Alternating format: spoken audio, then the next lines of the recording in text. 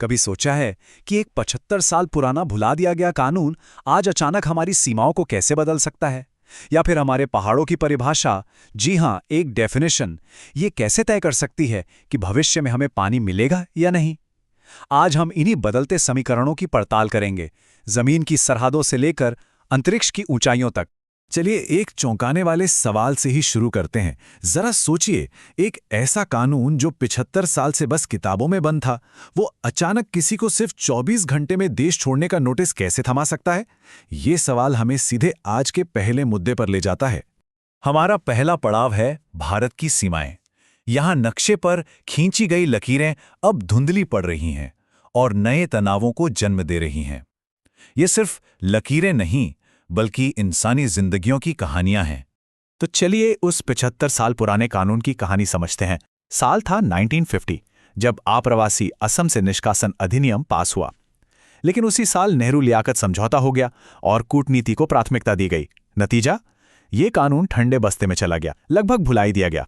और अब दशकों बाद 2025 में असम के जिले इसी कानून का इस्तेमाल करके 24 घंटे के भारत छोड़ो नोटिस जारी कर रहे हैं। सोचिए, एक पूरी पीढ़ी गुजर गई और अब ये कानून अचानक से जिंदा हो गया है। तो इसका सबसे बड़ा असर क्या पड़ रहा है? असर यह है कि अब चीजें अदालत के लंबे प्रोसेस से निकलकर सीधे प्रशासनिक आदेशों पर आ गई हैं। मतलब अब कोई लंबी सुनवाई नहीं, सीधा एग्जीक्यूटिव एक्शन। लोगों को तुरंत सीमा पार भेजा जा रहा है, जिसे पुश बैक भी कहा जा रहा है। ये एक बहुत बड़ा नीतिगत बदलाव है। और सीमाओं पर यह तनाव सिर्फ अंदरूनी नहीं है। भारत बांग्लादेश के रिश्तों को ही देख लीजिए। जो रिश्ते कुछ समय पहले तक सहयोग और कनेक्टिविटी का गोल्डन चैप्टर कहलाते थे, वो अब एक अंतरिम सरकार के आते ही रणनीतिक अविश्वास में बदल गए हैं। और इसका नतीजा, बांग्लादेश ने अपनी वीजा सर्विसेज को अनिश्चित काल के लिए सस्पेंड कर दिया है। रिश्तों में एक अजीब सी ठंडक आ गई। अच्छा, अब पॉलिटिकल बॉर्डर से हटकर हम बात करते हैं कुदरत की सीमाओं की। यहां सवाल यह है कि हम प्रकृति के लिए रेखा कहां खींचते हैं, मतलब किसे पहाड़ माने और किसे नहीं। ये एक ऐसी बहस है जो हमारे पर्यावरण का भविष्य तय करने वाली है। और इस पूरी बहस के सेंटर में है ये एक नंबर, 100 मीटर। सरकार ने ये एक नई लिमिट तय की है जो ये बताएगी कि अरावली का कौन सा हिस्सा पहाड़ है। और ये परिभाषा ये मामूली नहीं है। ये तय करेगी कि कहाँ माइनिंग हो सकती है और कहाँ नहीं। मतलब पर्यावरण के लिए ये जीवन और मृत्यु का सवाल बन सकता है। अब यहाँ दो बिल्कुल अलग अलग नजरिए हैं। एक तरफ है खनन केंद्रित सोच, जो कहती है कि सिर्फ 100 मीटर से ऊंची पहाड़ियों को बचाओ। इसका मतलब हुआ कि लगभग 99% इलाका खनन के लिए खुल जाएगा। दूसरी तरफ है पारिस्थितिकी केंद्रित नजरिया।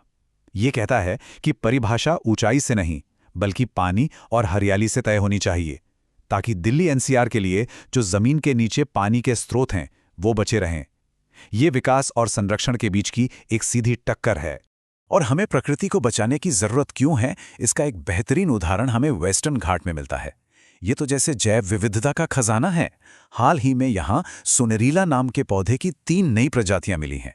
ये पौधे बहुत ही खास छोटे छोटे इलाकों में उगते हैं और क्लाइमेट चेंज से इन्हें बहुत ज़्यादा खतरा है। ये हमें याद दिलाता है कि प्रकृति में आज भी कितने रहस्य छुपे हैं जिन्हें बचाना ज़रूरी है। चलिए अब देश के मुद्दों से आगे बढ़कर दुनिया के मंच पर चलते हैं। ये एक मल्टीपोलर दुनिया है जहां कई ताकतें हैं। ऐसे में भारत अलग अलग देशों के साथ अपने रिश्ते कैसे साध रहा है? और इस सब के पीछे एक ही सिद्धांत काम करता है, रणनीतिक स्वायत्तता। आसान भाषा में कहें तो किसी भी देश या गुट के दबाव में आए बिना अपने देश के हितों को सबसे ऊपर रखना। हाल ही में रूस के राष्ट्रपति का भारत दौरा पश्चिमी देशों के विरोध के बावजूद इसी सिद्धांत का एक जीता जागता उदाहरण है। और ये स्वायत्तता सिर्फ बड़ी ताकतों के साथ डील करने तक ही सीमित नहीं है। जब पड़ोसियों को मदद की जरूरत होती है, तब भी भारत सबसे आगे रहता है। चक्रवात दितवाह के बाद ऑपरेशन सागर बंधु के तहत भारत ने श्रीलंका को $450 मिलियन की भारी भरकम मदद देने का ऐलान किया। ये पड़ोसी पहले नीति का एक सॉलिड सबूत है। ये स्लाइड भारत और चीन की कूटनीति का फर्क बहुत अच्छे से दिखाती है। भारत की पड़ोसी पहले नीति मदद और सहयोग पर जोर देती है। यह है सॉफ्ट पावर। इससे हिंद महासागर में भारत नेट सिक्योरिटी प्रोवाइडर यानी सबकी सुरक्षा में मदद करने वाले एक जिम्मेदार देश के तौर पर उभरता है। वहीं दूसरी तरफ चीन पर अक्सर कर्ज के जाल वाली कूटनीति का आरोप लगता है, जहां बड़े बड़े लोन देकर छोटे देशों से अपनी रणनीतिक शर्तें मनवाई जाती हैं। तो अब बात करते हैं भविष्य के मोर्चों की। यहाँ चुनौतियां भी नहीं है और अवसर भी, जरूरी खनिजों से लेकर साइबर की दुनिया और उससे भी आगे। भविष्य की टेक्नोलॉजी के लिए सबसे जरूरी हैं क्रिटिकल मिनरल्स, और ये चार्ट एक बहुत ही गंभीर तस्वीर दिखा रहा है। भारत लिथियम और कोबाल्ट जैसी चीजों के लिए 100%, जी हां 100% इंपोर्ट पर निर्भर है, और ये निर्भरता ज्यादातर सिर्फ एक देश पर है, चीन। ये एक बहुत बड़ा खतरा है क्योंकि इससे सप्लाई को एक हथियार की तरह इस्तेमाल किया जा सकता है।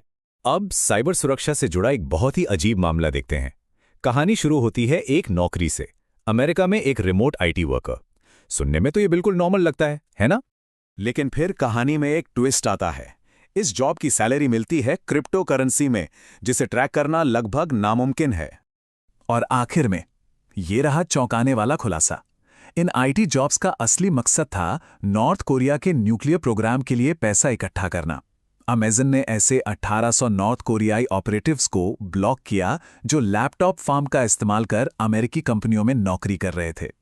ये साइबर वॉर का एक नया और बहुत ही खतरनाक चेहरा है।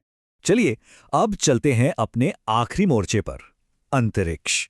हमारे गगनयान मिशन की सुरक्षा के लिए एक बहुत ही खास तकनीक इस्तेमाल हो रही है। इसका नाम है विपल शील्ड।